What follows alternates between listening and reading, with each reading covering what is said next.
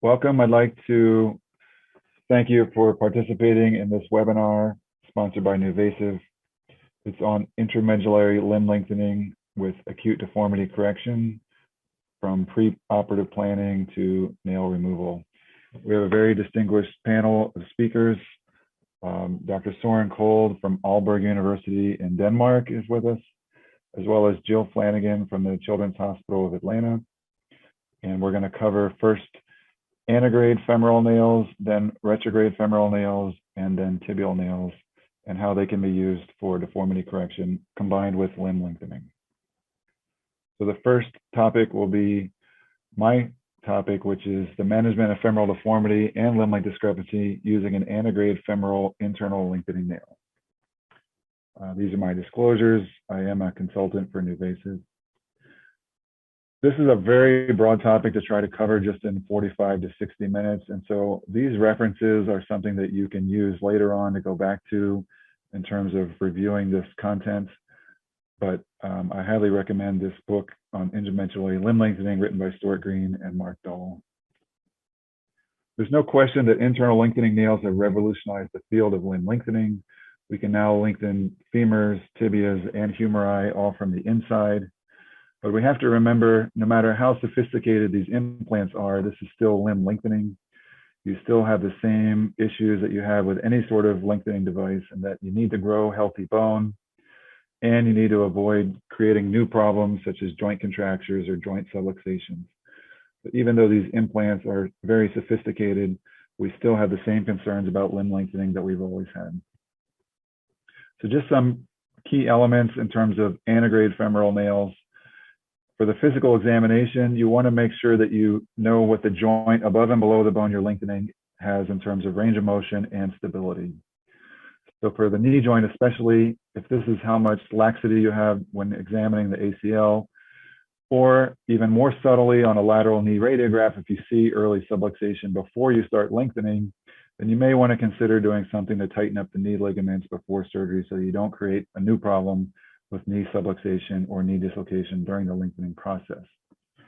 Muscles that are tight before surgery are only going to get tighter during lengthening, so it's extremely important that you evaluate the hip flexors, the hip adductors, hamstrings, and quadriceps before surgery and plan any appropriate soft tissue releases as necessary.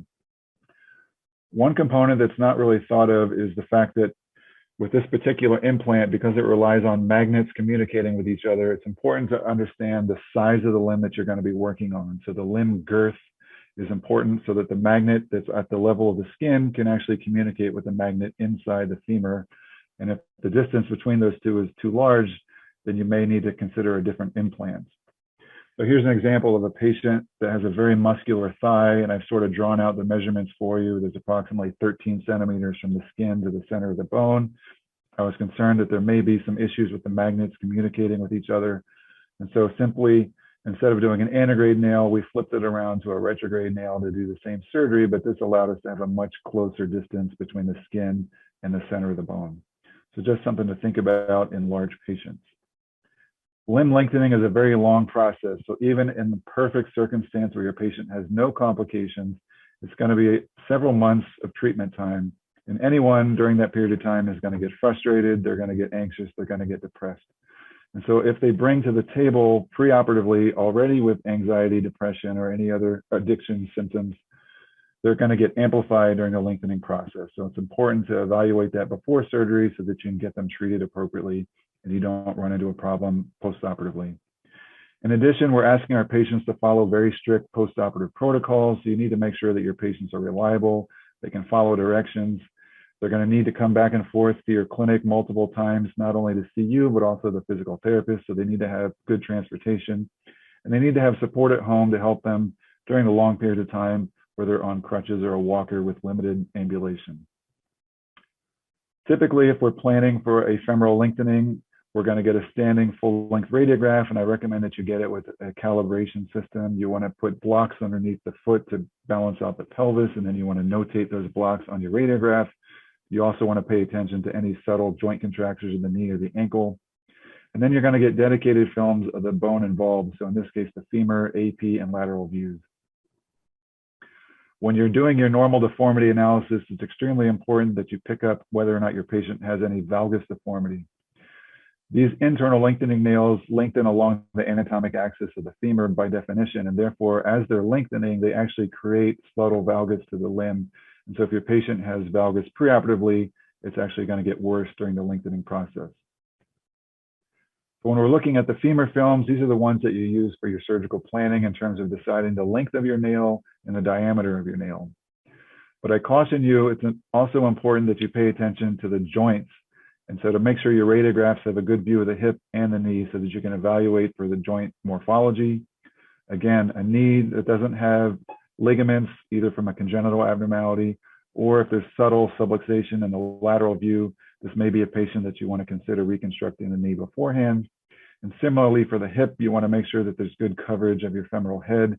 If your center edge angle is less than 20 degrees, then you may need to consider doing surgery beforehand to stabilize the hip. So we call this preparatory surgery, with the idea that you combine soft tissue releases and osteotomies either above or below the hip, or soft tissue reconstruction around the knee to make the limb prepared for the limb lengthening that it's going to undergo later. So let's start with a situation where we have quote unquote no femoral deformity. And so the first thing that I do is I measure on my AP X-ray my proposed length of the nail, which in this case is a 335 length nail. And we also look at the canal to sort of get an idea of what diameter of the nail we're going to need. The nails come in various sizes, but you do need to choose the nail beforehand, usually several weeks beforehand, so that your representative can have it in the operating room for you. And the biggest thing to note is that the shorter sized nails have a shorter stroke length, meaning they can lengthen only 5 centimeters, whereas the longer nails can lengthen 8 centimeters. So if you have a patient that fits a 215 nail, but you need to get 6 centimeters of lengthening, it's only going to allow you to get 5 centimeters, and you're going to have to think of some alternative way to get your extra length. There are certain rules about where you plan your osteotomy site. So for an antegrade nail, those proximal interlocking screws extend down about 6.5 centimeters. So that's the proximal extent of where you could potentially make your osteotomy. On the distal end of the nail, there's a rule of thumb where you need to keep 4 to 5 centimeters of the thick part of the nail in the distal fragment at all times. And so there's a formula where you actually add 8 centimeters plus your desired lengthening, and that tells you the appropriate position from the distal tip of the nail for the distal extent of your osteotomy. So it looks something like this. You have 6.5 centimeters from the top of the nail, and then in this particular patient, they were going to have a 3 centimeter lengthening. So 8 plus 3 is 11, and you can see that the osteotomy safe zone is the space in between those two lines. And so that's where you would plan to do your surgery. However, we also need to consider the sagittal plane. So we've only been looking at the coronal plane to this point. I do look at the sagittal plane in terms of the diameter of the canal to also help me decide the correct diameter of the nail I'm going to need.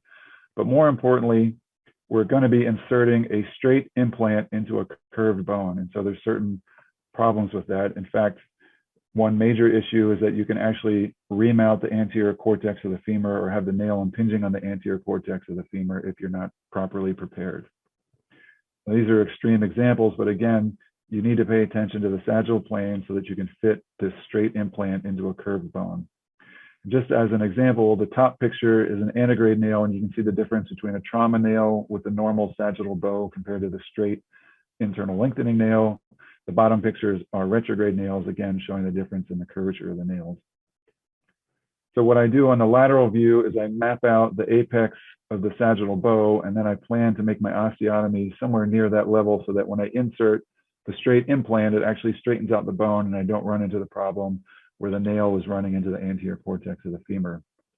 One alternative is to actually use a very short nail and just sort of avoid the bow of the femur altogether. But typically with a longer nail, you're going to want to cut it somewhere that straightens out that apex. So now let's go to the other scenario where we actually do have true deformity in the femur, not just the sagittal bow, but actual some sort of coronal plane deformity. And so the nail in and of itself can only lengthen or compress. So the nail has no capacity to do deformity correction. You need to do something to help the nail. And so depending on the location of your deformity will determine whether or not you are going to use an antegrade or a retrograde femoral nail. So let's look at diaphyseal deformity. We already talked about that we're inserting a straight implant into a curved bone. And so for a diaphyseal deformity, this actually is the perfect scenario for using an antegrade nail, because we can then make our cuts at the apex of the deformity in the diaphysis and then use the straight nail to our advantage to straighten out that curve in the femur, both in the sagittal plane and the coronal plane, and achieve correction just by simply inserting a straight nail and creating a straight bone. This also works well with rickets patients who typically have this diaphyseal bow of the femur. And here's an example of a patient where we cut it at the apex of the bow, inserted the straight implant, and you can see the corrected position and the final lengthening and straightening with the internal lengthening nail, both in the AP and the sagittal plane. You do need to preoperatively plan to make sure that where you're going to make your bone cut actually allows the nail to fit inside the bone. So if you have too much curvature, you may find that either an antegrade or a retrograde nail isn't going to fit inside the femur, or alternatively, in order to get it to fit inside the femur, you can't fully correct the axis of the bone, and therefore you may need to choose a different implant, or in some cases, plan to cut it at 2 different levels in order to get the implant to fit inside the canal of the femur. Rotational deformities can also be corrected with antegrade femoral nails. You can simply rotate over the nail. So if your patient has a physical examination with excessive anteversion or retroversion, you can rotate over the nail and correct that with an antegrade femoral nail. Fixator-assisted techniques are very helpful. So you can place pins in the operating room out of the path of your nail. So here's an example of a proximal pin that's posterior to the path of the nail. Here's a mid-diaphyseal pin that's posterior to the path of the nail. And then distally, as long as you know the length of your nail, you can place your half pin anywhere in the femur distal to the tip of the nail. And this allows you to control your bone fragments and actually do the acute correction before you insert the nail. Oftentimes for diaphyseal deformities, I'll simply use a single half pin as a joystick in the distal femur, and I can just hold the correction open while I'm reaming, and then insert the straight nail to hold the bone straight. Metaphyseal deformities are a different animal. If you do your preoperative planning and find that the apex is at the joint line or in the distal femoral metaphysis, you may have trouble fitting an antegrade nail inside the bone for such a distal osteotomy because they often require translation. One way around this problem is to make an oblique osteotomy instead of a transverse osteotomy, as this allows you to rotate the piece a little bit further and still fit the nail inside. There are other options. So if you're not comfortable with retrograde nailing, you could still do an antegrade lengthening nail, but simply create a second osteotomy distal to the end of the nail and correct it with a locking plate. Or in skeletally immature patients, we could use guided growth to help us correct the coronal plane deformity. Or in the worst case scenario, you could simply stage it and do the acute correction of the deformity first and then do the lengthening second, or vice versa. So here's an example of a straight lengthening with an antegrade nail and correction of the distal deformity using a locking plate. And again, here's an example in a skeletally immature patient where we were able to add guided growth at the same time to correct a valgus deformity. Some of the other issues with antegrade nails is if you have a very distal osteotomy to correct a distal femoral metaphyseal deformity, you have a lot of hardware in a very small space. It can be hard to fit all the interlocking screws and the blocking screws in such a small piece of bone. And we already talked about that the antegrade nails have that rule about how far the distance from the osteotomy should be from the distal tip of your nail. And so a very distal metaphyseal osteotomy will violate the rule in terms of where your nail should be cut. And so typically you can't use an antegrade lengthening nail with a very distal femoral osteotomy. The other consideration in terms of limb lengthening is where do you want to make your osteotomy to make the best bone, to make the best regenerate bone. And so you may choose to make an osteotomy in the distal femoral metaphysis with the idea that that will allow your regenerate to form better than an osteotomy in the mid-diaphysis. And so this might sway you to do a retrograde femoral nail instead of an antegrade nail, just in terms of the limb lengthening that you need to do. So again, all these get considered when planning out whether you're going to do an antegrade or a retrograde nail, and Dr. Kold will run through the retrograde nail elements. So once you've decided on your antegrade nail, I typically will double check that the length of the nail that I measured preoperatively is actually going to fit in the patient. So we'll measure from the tip of the troch down to the distal femoral metaphysis and mark that on the patient, make sure that it's going to fit. And then I'll place a little marker at that level so I know how far I need to do my reaming. The first actual surgical step that we do is actually the most important, and that's creating venting holes. The venting holes have 2 important purposes. Number 1, they protect your patient from fat embolism. you're reaming in a closed femur, and so you need to have some place for the fat to dissipate outside of the canal. And number two, as you're reaming with those holes, you're actually spilling autograft outside of those holes and sort of seeding your osteotomy site to help with healing of your regenerate bone. So these venting holes serve two very important purposes. And here's what it looks like. Just simply a 5mm incision in the skin, and then creating as many holes in the femur as you can at the same level. The next thing you're going to do is insert your guide wire in the proper position, at least for the trochanteric entry nail, as far medial on the tip of the trochanter as possible. For skeletally immature patients, you definitely don't want to poke this sharp instrument around the femoral neck and potentially injure the blood vessel. And so therefore, I usually start very lateral and then walk it up to the tip of the trochanter until I know where I am, and then advance it down the center of the canal in both the AP and lateral views. If you don't have it at the right position, you can actually induce varus into the proximal femur. So having a more lateral starting point may be safer, but you're going to create a secondary deformity. You can actually put a blocking element to keep your reamer from drifting laterally during the reaming process in order to keep the proper starting point and keep your femur out of varus. Company recommends that you ream 2mm bigger than the size of your nail. So you're going to over ream by 2mm. And I actually do the reaming process very slowly, because reaming is your friend. As we talked about a few seconds ago, you're allowing all that autograft to spill out of your venting holes, and you're seeding the regenerate bone with autograft. And so I'll actually ream every 0.5mm size up and down until I get to the appropriate size. Here you can see that marker guiding my reaming, so I know exactly how far to advance the reamer, and then you can see the nail matches exactly at my marker. These nails are very delicate. There's internal mechanisms that you don't want to injure by hitting the nail with a mallet. So again, reaming is your friend. You want to be able to push this nail in by hand. If you can't push it in by hand, it means you need to ream more. You don't want to smash this thing with a mallet, because you could potentially break the little internal mechanism of the nail. Do you need blocking screws? We're going to get into this with the retrograde nail and the tibial nail, but for antegrade nails, oftentimes the size of the nail will fill the canal, and so a blocking screw is not necessary. It's really only when you have extra space around the nail that you need to close down, and so the blocking screw sort of closes that space between the medial cortex or the lateral cortex and the nail. Once you've done your deformity correction, you want to be able to check it and make sure that you've done the work that you thought you've done. We have a radiolucent grid that we can place underneath the patient on the operating room table, so we can actually look at these lines from the center of the hip to the center of the knee to the center of the ankle. However, if you don't have such a grid, you're doing a femoral nail, so you're going to have a ball tip guide wire in your hands, and you can use that as a nice way to measure from the center of the hip down to the center of the ankle. And as a last resort, you can always use the electric cautery cord to stretch it out from the hip to the ankle and see where it passes through the knee. If you do use fixator-assisted deformity correction, I will caution you that the hole that you create with your half pin can potentially be a stress riser. So learn from my mistake. Here's a valgus patient that we did an acute correction with a nail, and I put a half pin right in the center of the bone where I thought it was safe, but my patient slipped on the kitchen floor 2 weeks later, and he broke through that pin site. And so my mistake was putting this hole right in the mid-diaphysis of the femur rather than up at the level of the lesser trochanter. So always try to put your pin at the level of the lesser trochanter. And then the other tip I have is you don't necessarily need to make this bicortical. You can see this pin is sort of just touching the far cortex, but it's not penetrating all the way through. These pins are only in place for 15 or 20 minutes typically, so they don't need to have fantastic purchase, just enough to be stable. The last thing that I do before I leave the operating room is test the nail to make sure that it's functioning properly.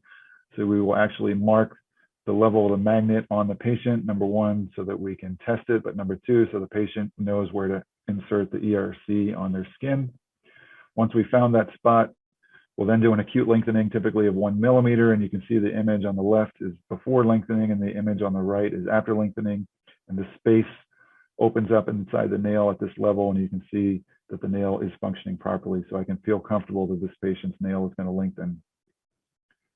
Once you've done all that work, you actually find that it can be relatively minimally invasive. You have a small incision for the nail insertion, a small incision for the proximal interlocking pegs, the osteotomy site, and the distal interlocking pegs.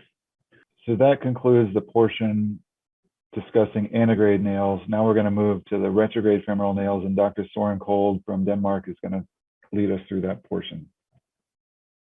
Well, thank you to Dr. Iobst and Dr. Flanagan for inviting me to this session. So my talk will be about retrograde femoral lengthening and acute deformity correction. So the objective of my talk is to discuss when to consider a retrograde femoral lengthening nail instead of an antegrade nail.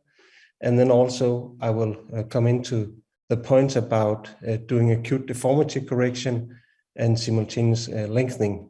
So we can go from this patient where you're on the left side of the screen, see that there's a 5 centimeter shortening of the femur, and there's also a varus deformity.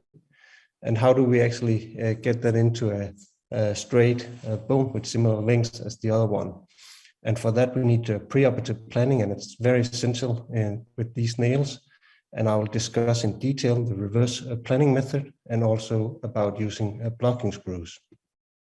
So the indications for retrograde femoral lengthening nail, as mentioned by Dr. Iobst, these nails are essential once you want to do a simultaneous lengthening at the same osteotomy as you do your metaphyseal deformity correction. It's also a good indication when the patient previous had a retrograde nail, then there's an entry point already. And it's also an indication when the antegrade nail either is technically demanding, as it could be in large thighs with patients with achondroplasia, or in cases, as Dr. Iobst showed, where the magnet might not be able to work due to the distance out to the outer surface. So again, this has been talked already about, but it's important to remember that the mechanical axis is different from the anatomical axis in the femur. So once you have a device, a lengthening device that's following the anatomical axis, then it will change the mechanical axis once you start lengthening. So I'll run through a trauma case. So this is a 19-year-old female coming in with a Costello 3B femoral fracture with some kind of a distal bone loss. And the major plan was to maintain full range of knee motion and then also get the fractures to unite. And then we actually planned for some kind of a malunion. So we planned for a shortening, and once you do a shortening on the femur, then you also introduce a varus deformity. So we kind of planned for a malunion and then coming back with a lengthening nail. So this is what we did post-traumatic at day 10. We converted from the external fixator to internal fixation. We did open reduction and internal fixation of the articular fracture at the knee joint. And then we inserted a retrograde trauma nail, and we intentionally shortened it by 50 millimeters to make sure that we had good bone contact so we would get a union. 6 months post-trauma, the fracture had united, and we had full range of knee and hip motion. The limb was 50 millimeters short, and we had a varus deformity on the femur. It was both due to a little varus deformity on the proximal segment, but also due to simply the shortening introducing a varus deformity. There was no deformity in the sagittal plane, and there was no rotational deformity. So in this case, it's very obvious that it's a good idea to use a retrograde femoral nail because we already have been there with a retrograde femoral nail, but also we want to do a larger deformity correction in the metaphyseal part, and this is not possible to do simultaneous with a lengthening antegrade nail. So this is the reverse planning method we use in all our cases. It's been discussed and actually invented, I think, by Dr. Baumgart from Munich. And it's simply about beginning with the ideal ending point. And then once you identify where do you want to end, then you work your planning backwards. And I'll show it. So one of the first things to do is that you need to decide where to make your osteotomy. And the more distal you go on the femur, the more you can do a correction. So in this case, we plan to do the osteotomy 60 millimeter from the knee joint line. This would allow sufficient bone correction and still ensure a good fixation of the distal locking screws in the retrograde lengthening nail. And in this case, we used the bone ninja for it. And you can see here, you make a line from the center of the ankle joint through the center of the knee joint, and then you make that line as long as you want the entire limb to be. And at that very top point, that's where you want to place your femoral head, the center of the femoral head. So the center of the femoral head gets a red dot now, and then the blue line represents the level of the osteotomy. And then you do the osteotomy and the cut in this preoperative planning, and you move it up so you get the center of the femoral head at the point of the red dot. And then in this case, you already have a nail inside, so you simply make a line along that nail in the proximal segment and make sure that that nail enters in the center of the knee joint. So this is how it will look when you are finished with the lengthening and the deformity correction, and then hopefully there'll be some bone in between. And this is how you do it. You slide it down along that line, and then this is how it should look when you're done with your intraoperative deformity correction. So this is how it should look once you leave the patient with the lengthening nail in situ after operation. And I always do a detailed plan simply to make sure that I do all the steps. So first you need to extract the trauma nail, and then you need to put in the anti-rotation pins. In this case, we would ream distally to 12 millimeters, and then we would put blocking screws. And I'll show you that on a later slides why this is important. Then we perform the osteotomy, then we ream proximal. And in this case, we simply ream proximal with flexible reamers.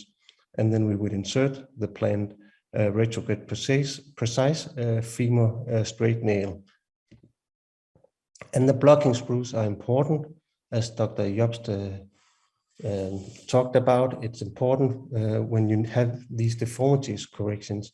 First of all, you can use the blocking screws to help with performing the deformity correction at the surgery. And afterwards, the blocking screws are important for providing sufficient stability at this osteotomy site when you're lengthening.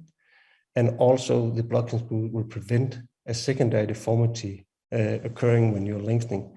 And in most cases, these osteotomies and the distal, they have a tendency to go into procovatum. And in this case, the osteotomy would also have a tendency to go into varus. So you can see we have put blocking screws on the posterior part of the lengthening nail to prevent procovatum to occur. And then we have placed blocking screw in the medial part to prevent varus deformity to occur. On this slide, you can also see that the osteotomy, we planned 60 millimeters from the knee joint line. It's actually done a little oblique in order to allow for a good pig fixation, because if you simply did it along the line of the articular surface, then it might not get good percuts of the pig on the most medial and proximal part. So the inpatient concerns afterwards are how we use a rise around the knee to decrease swelling at the osteotomy site and the knee joint. Of course, we start physiotherapy inpatient. We do DVT prophylaxis, and then we educate the patient in how to use the lengthening device.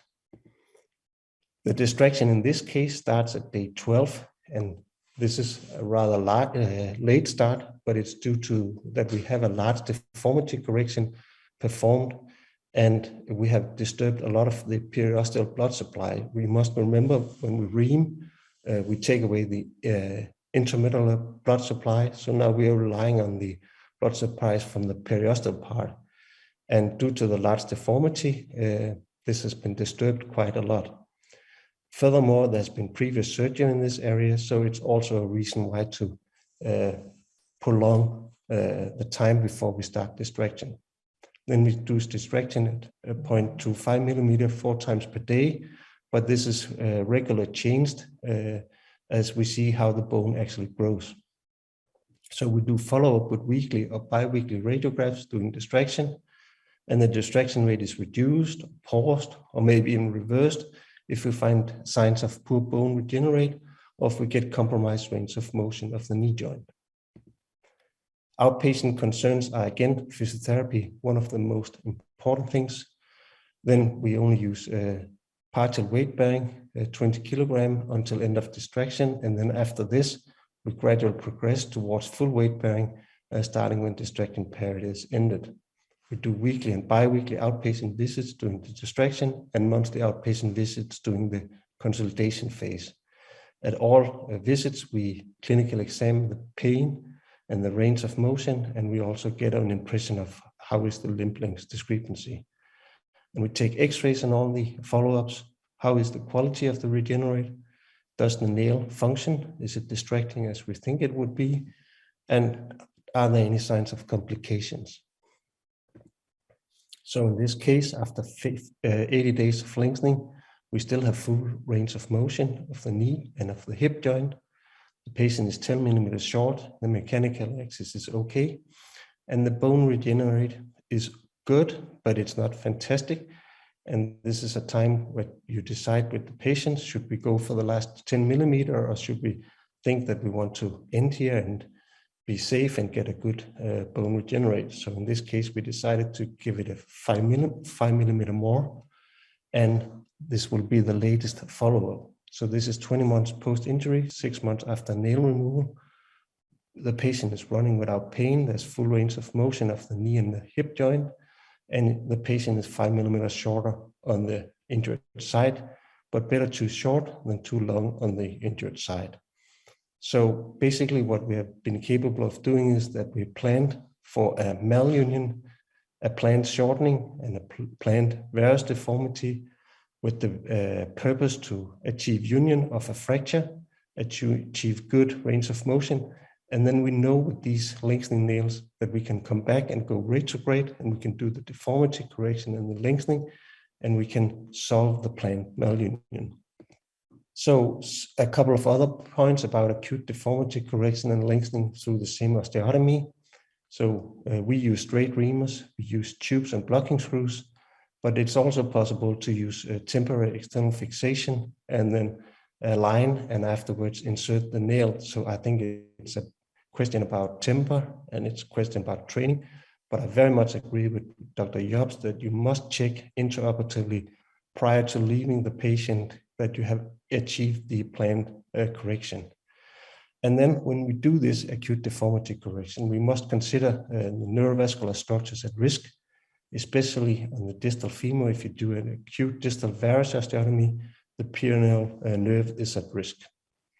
Does lengthening after acute correction negatively affect bone healing? Well, there's one paper here out of Turkey showing that it seems safe to do acute correction and lengthening up to 14 centimeter on the femur at the same time as you do angular deformity up to 15 degrees and rotational deformity up to 30 degrees. However, we must remember that these numbers are very, very difficult to generalize. I think this is a highly individualized treatment. You must look at many, many parameters at each patient. So for every patient, we must decide whether you should do the acute deformity and plan for simultaneous lengthening. If not, you might want to do a two-stage procedure in this case. So this is on the very left side, you see that the patient had a fracture and it was at the growth plate. On the distal femur, it was conservatively treated. It went into procovatum and an extent of shortening. And in this case, we wanted to correct it out of the procovatum. And when you do that, I think that you are very distal with your osteotomy and you're putting a lot of stress on that knee joint. So it's important to preserve range of motion prior to do lengthening. So in this case, we did a two-stage procedure. And here you can see how we planned for the nail insertion and the retrograde. The tip of the nail should be inserted where the Blumensaat's line passes into the knee joint. And then we ream, and you see we have a blocking screw, so we get the patient out of procovatum. And after it's had healed, it's a simple procedure to do an exchange nailing and do an osteotomy at a slightly different place. So here we retract the nail, the trauma nail we used for deformity correction, and then we inserted a Precice nail, and you can see that there's been added some blocking screws to prevent it to going back to procovatum. Now we're doing the lengthening, and that has also been added blocking screw in the frontal plane. So these are some examples of how to do acute or stage deformity correction and using the lengthening nail for retrograde on the femur. Thank you. And now I'll hand it over to Dr. Flanagan, who will talk about precise limb lengthening on the tibia.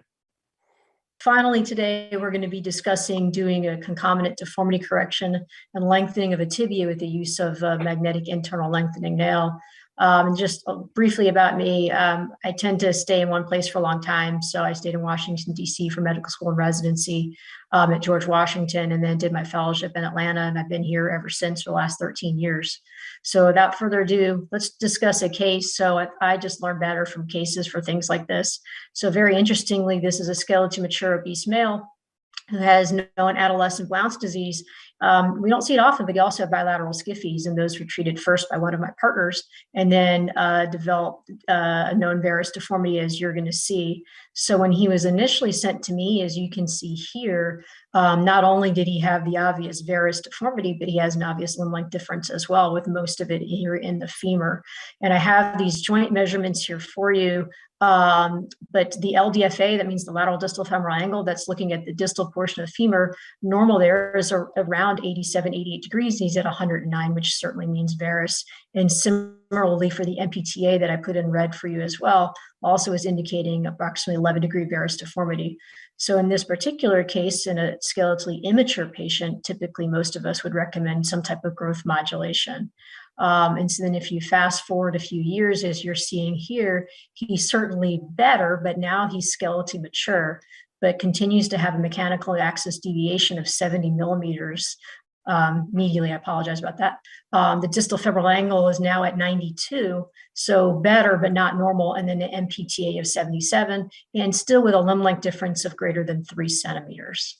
So in this particular mature patient, with varus and a limb length difference, we do have a couple of options here to try to get them back into a neutral alignment, as well as a correct the limb length difference.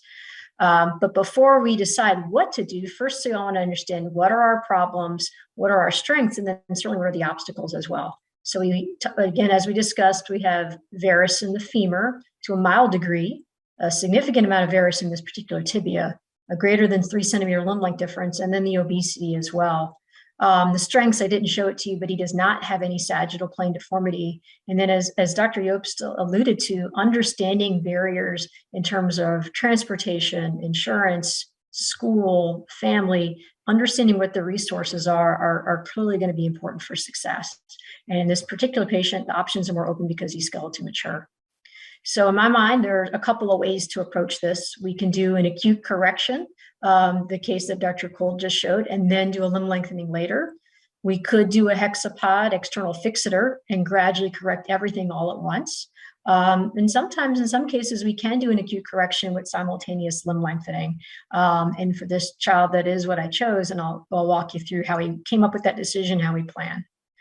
So this is a standing view, and what I have here, this is how we determine the apex of the deformity.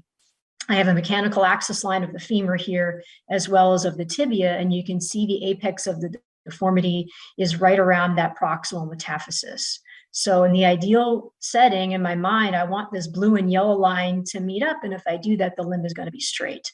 But there are limitations to where we can do our osteotomy specific to the implant, as Dr. Iobst alluded to as well. And so in my mind, thinking that I want the osteotomy distal enough so that I can get my interlocking screws for the nail, in addition plant at least 1 or 2 blocking screws. And again, to determine where to put your blocking screws, we know we want that nail going laterally. We want it in the proximal plane where the blue line is. So I want to prevent the nail from drifting medially. So that's one way to think about it, to put the screws medially. And then secondarily, there's a really nice article out of New York discussing the reverse rule of thumbs technique, which says that wherever you take your thumbs to push a deformity straight, if you put your screws on the opposite side, that will hold it corrected. So in this case, we would put our thumbs on the lateral side to correct varus. So you want to put your screws on the medial side. And that's what those white dots are. Those are my simple drawings. Bone Ninja is great, but if you don't have that, again, I want to show you here how you can even use something like PowerPoint to show you what your deformity is going to look like. So what I'm going to be doing here is in the operating room. First thing I'm going to be doing is translating my bone laterally after I break it. Again, I want that blue line to meet the yellow line. I'm going to have that blocking screw there so the nail is not drifting medially, and then we can straighten it out. So in my mind, I know I'm going to be translating this bone about 1 centimeter laterally, and then again, try to get my nail in this direction. And then when we're going to the OR, oh, there's my screws there. I would recommend, and I still do this to this day, I take this plan that we've gone through and I bring it right there with me. And there's a couple of good reasons to do this. One, if you have your hardware representative in the room, they can be 2 or 3 steps ahead of you already. And I'll tell them, this is my plan, stay ahead, and I think I can really help. Your scrub tech can see it. If you have trainees, they can see it as well. So it really keeps the whole room on the same page. And as you can see, there are a lot of steps. And so if you're forgetting a step along the way, just go through that order system, because again, breaking the bone and correcting it here is just one of the many steps that we're going to talk about. And again, you want to make sure you know specifically where your osteotomy is going to be, where your blocking screws are going to be. And then, to me, having it written out ahead of time is very, very helpful. So plan this precisely and then bring it with you to the operating room. In terms of how to get your nail started, I would just say, in my experience, for those patients, if they have a congenital pathology, so a congenital femoral deficiency or a fibular deficiency, I tend to find that their patellofemoral joints are more abnormal. And even though I prefer to do suprapatellar, oftentimes I'll go infrapatellar on those patients because of the trochlear dysplasia. I personally tend to split my patella tendon. I know some train going medially or laterally, but again, there's really no specific method that you can use either of them, but just make sure you're protecting your patella tendon. If you are deciding to do suprapatellar, make sure your hardware representative is aware so that you can get the proper jigs, have your triangle there as well. And I would say if you are doing a deformity correction, ideally you want to go suprapatellar just so they're less likely to flex that proximal fragment and put in a valgus as you're going along. So again, in my hands, I prefer suprapatellar, but in some instances, I will go infrapatellar. And then again, before you break the tibia, there are some steps you want to do. I personally tend to do the syndesmosis fixation first before I'm breaking my fibula. And that's because then you still have both bone segments intact. And I tend to fix the syndesmosis distally in all cases, unless there is no distal tibia-fibula joint, such as in fibular deficiency. Proximally, I tend to fix the syndesmosis if I'm lengthening more than 3 centimeters. That is just my opinion. There may be others that have a little bit of a different algorithm.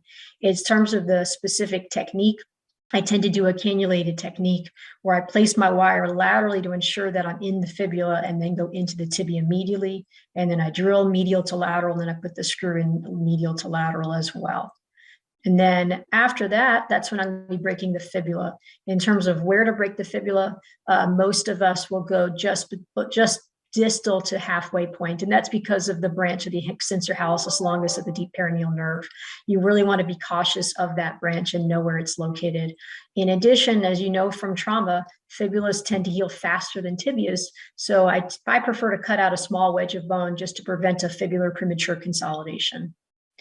And then finally, now we can, after we've fixed our syndesmosis, we've broken our fibula, now we can go towards that tibia here. And then that's where my osteotomy would be. So in the operating room, what we want to be able to do is to recreate our plan. And so what I tend to do in this particular case, you see some hardware there. We have that growth modulation plate. So I've measured distally where I want to make my osteotomy relative to that plate. You can see my staple line there. You can see the vent holes as well for the osteotomy. And then the wire that you see distally, that wire I have on the skin. So that's why I'm aiming my Steinman pin towards that wire to recreate that MPTA of what I'm trying to do. So again, we want to use the known reference points to try to recreate this segment here. And then once I have this proximal segment exactly where I want it, I tend to proximally ream. I break the bone. I already have my my blocking screw in place. And you can see how this bone really wants to drift immediately. And remember, based on our preoperative plan, we want to go lateral. So my technique is I use the ball tip guide wire as well as a finger reducer, and then I'll advance this past the blocking screw here. And that really helps to translate the bone. And then once all said and done, here's what it looks like here. So we have our nail is in place, our distal interlocks, and look where this osteotomy is. We really could not have gone any more proximal than this, even again, and we're going to get good healing bone in this location. And then we have blocking screw, really no place to fit a blocking screw proximally. The other thing which I didn't address, and I didn't in this case because it wasn't a super long lengthening, but I would suggest considering a blocking screw posteriorly to prevent a flexion deformity, just as distal femurs tend to go and procurvatum proximal tibias do as well. I don't have a very specific algorithm for when I do a posterior blocking screw, but probably something more than 3 centimeters, you should really consider it. Or typically in Blounce, there is a procurvatum deformity already. And then again, you want to do a blocking screw to help correct that deformity. And so then once in the immediate post-op period, again, I do test my nails similar to Dr. Iobst. I do a prophylactic fasciotomy as well as anteriorly. We're always thinking about preserving range of motion, so some type of AFO to maintain the ankle in a neutral position. Again, in anticipating barriers, I personally have physical therapy set up for patients prior to even starting surgery. And because we're doing a deformity correction, and especially because it's a tibia and tibias are slower healers already, I would strongly encourage you to prolong your typical latency time, and I'll show that. And then slow your rate and rhythm. And then don't be afraid to continue to alter your rate and rhythm depending upon what the bone looks like. Again, so you've heard from all the other speakers, we really look at the bone parameters as well as the patient parameters. What are our joint contractures? How are we moving? How is the patient feeling? And that's going to really guide how we speed up or slow down our lengthening patients. There's really no race to the finish other than the patients want to get there. But again, at the end of the day, we're trying to grow them new bone. So in this particular patient, my latency period was 10 days. I started them at 0.25 3 times a day. And to give you a sense, this patient's lengthening index was 2.1 centimeters per month. If you went a millimeter a day, that would be 3 centimeters a month. And we did lengthen the total 3 centimeters. If I were to critique this, so this is what it looks like in the initial post-op period. There's that magnification marker we've spoken about. So that's helpful to have in your clinic because we're measuring millimeters at a time. Now our new MPTA, although this is non-weight bearing, is at 89 degrees, which is right where I wanted it. There's really no flexion deformity, at least in the beginning. This is at the end of lengthening, and I cringed a little bit putting this together. You tend to want to see more bone than this, and I would say to critique, I should have gone a little bit slower. But luckily, there's some things that we can do to help grow them bone. Here he is at 5 months. And so now you're seeing deformity with a patient that has severe obesity. I tend to underdo their correction just slightly because clinically he's going to look straight here, and now he's growing bone quite nicely. He's weight bearing. I tend to weight bear when these patients have at least 3/4 season, pretty solid bone looking like this. But again, tibias are much more challenging than femurs for a multitude of reasons. We're lengthening 2 bones rather than 1. The nerve injuries can certainly happen. So you want to know where your anatomy is. I would urge you to lengthen slower than you would a femur as well. And then just beware of joint contractures, physical therapy, etc. And then I certainly welcome any questions from anybody. Thank you very much.